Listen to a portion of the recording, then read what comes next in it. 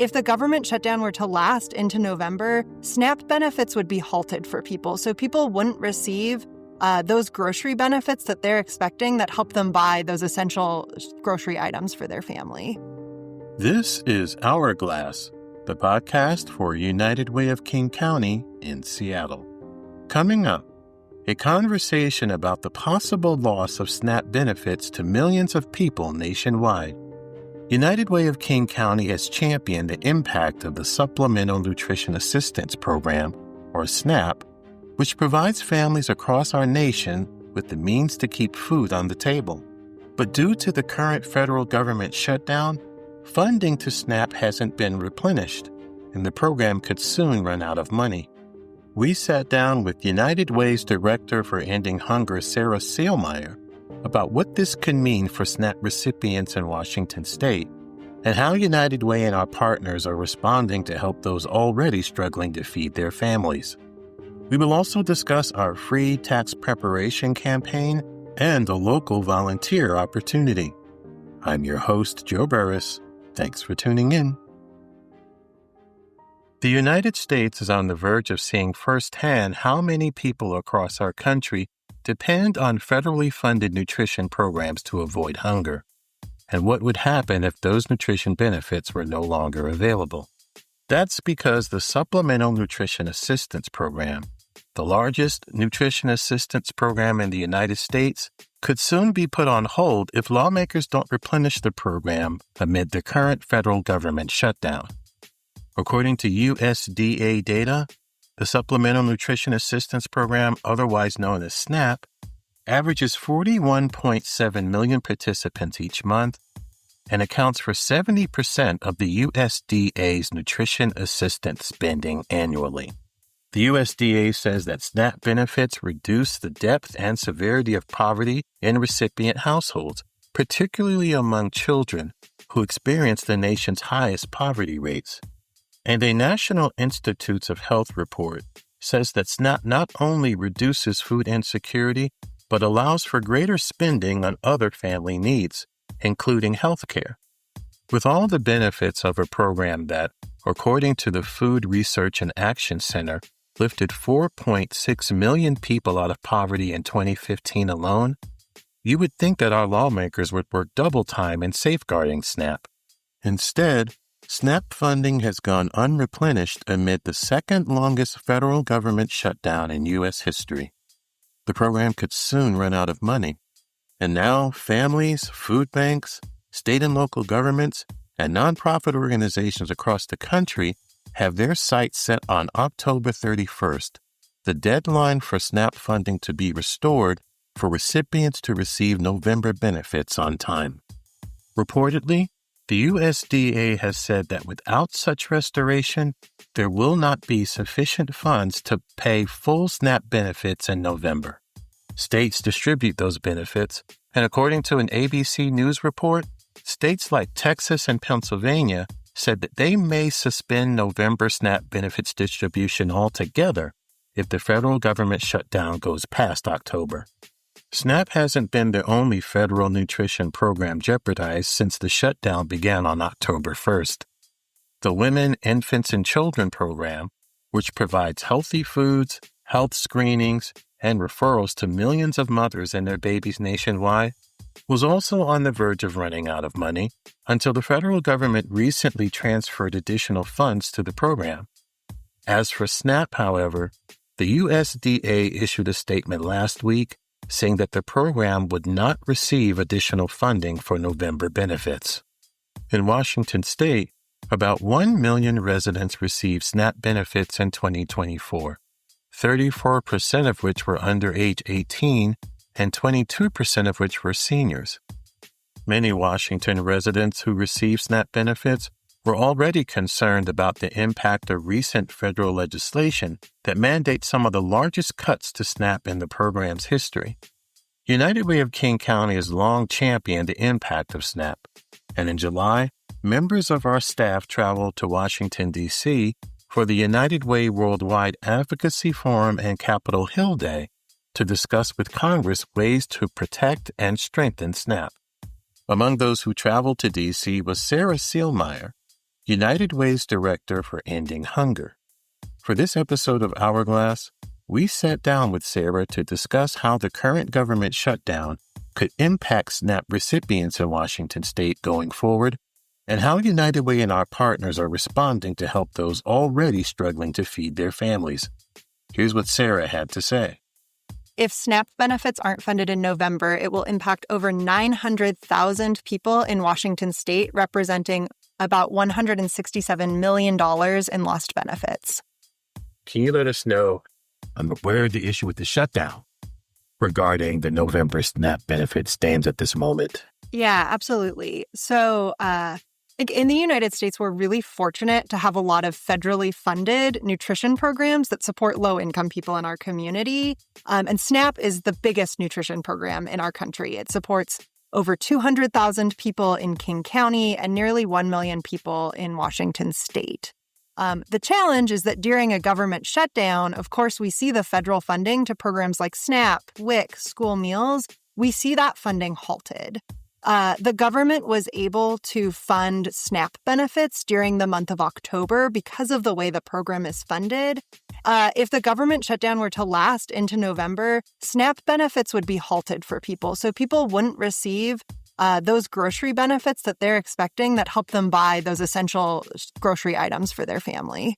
No, you mentioned WIC, and I know that there was some concern about WIC a couple of weeks ago. Where does WIC stand right now? Yeah, that's a great question. When the shutdown first happened, we were most concerned about WIC.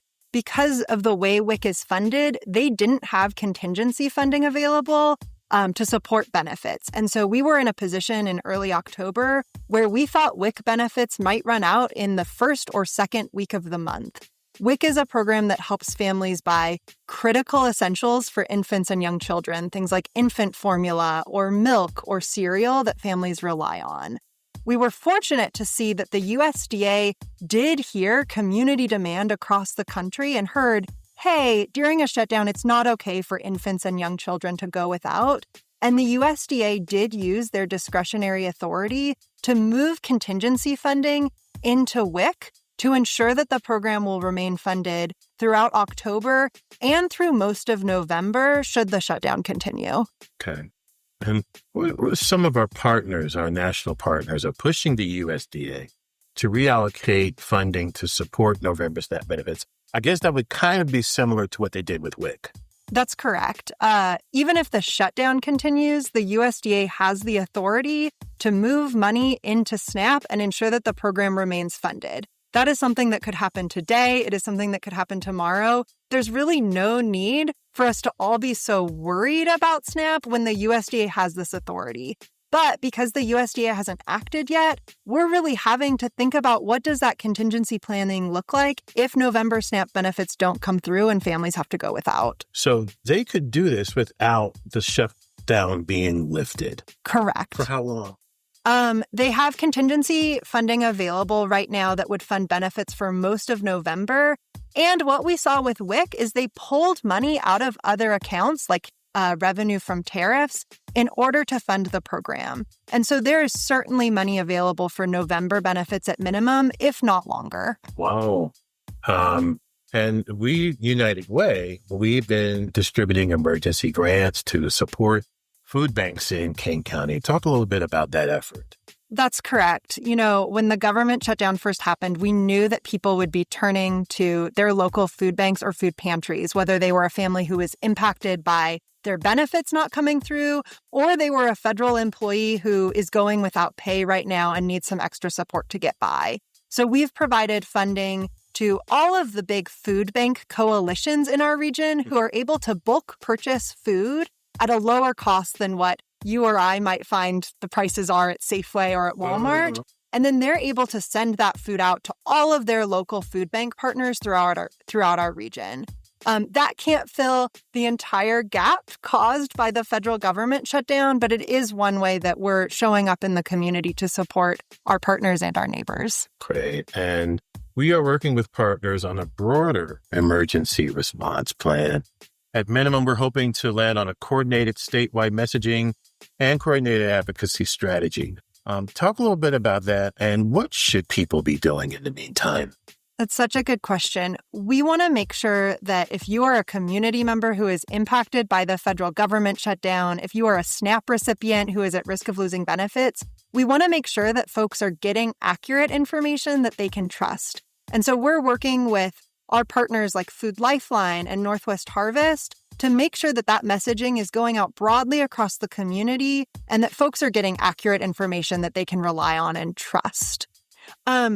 Community pressure matters. The reason that the USDA moved money to support WIC is because they heard from community members and advocates just like you and me about the importance of WIC and how devastating it would be if those benefits weren't funded.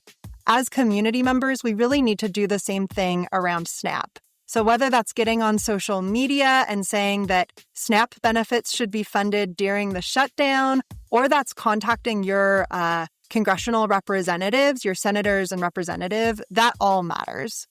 One of the greatest joys that I have in working in the advocacy space is that things can change.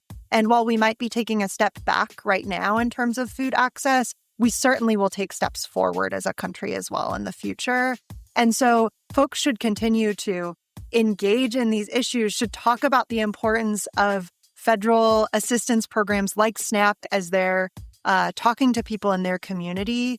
We also will have our state legislative session coming up this winter. And that's a really important opportunity to get involved as well. I think we often think about policy change primarily happening at a federal level, and it's really easy to get discouraged. But there is plenty of change that can happen at this local level, whether it's, testifying at a city council meeting about the importance of food access or other issues to you, or it's engaging in that state legislative process. Thank you so much, Sarah. Really always a pleasure. United Way of King County is working to keep folks informed about SNAP benefits during the shutdown.